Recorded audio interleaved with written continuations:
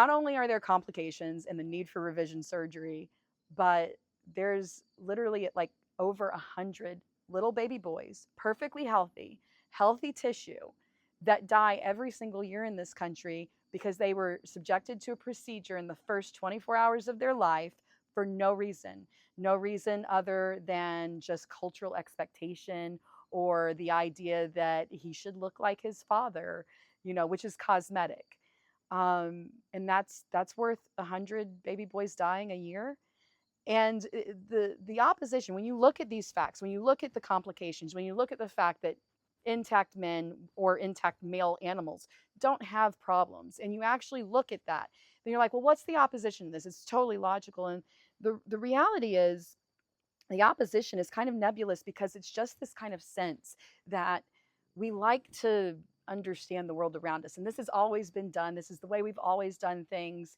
And people get really comfortable with feeling like they know the world. They have this worldview, and this is the way that we do things. And that makes them feel in control, I think, of their environment. So it's weird because on issues where you're not kind of getting people to question their worldviews like this, the idea that something that they've always accepted is actually not okay. If you have some other issue and you just they can engage logically, they are more able to engage logically. But when you actually stick it, it doesn't matter how strong your argument is, you actually are going after something that they've always accepted as true.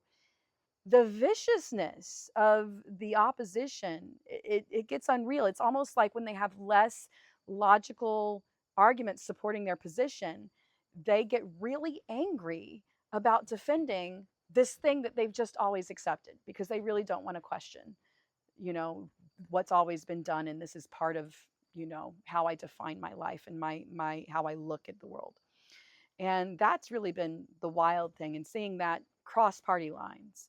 And that's been true, in other countries when we question things like female genital mutilation, that kind of vicious, pushback that you get in all of the same arguments. So, this is tradition, and this we want our child to look like the parent, and you can't tell parents how to um, take care of their children. That's their parents' decision. Well, it's not the parent's body. That child has to grow into that body. And we do tell parents what they can and can't do with their children if it's bordering, or if it is abuse. And this is abuse. You're cutting into an infant for no reason. Healthy tissue. There's no other example of us taking healthy tissue out of an infant for any other reason.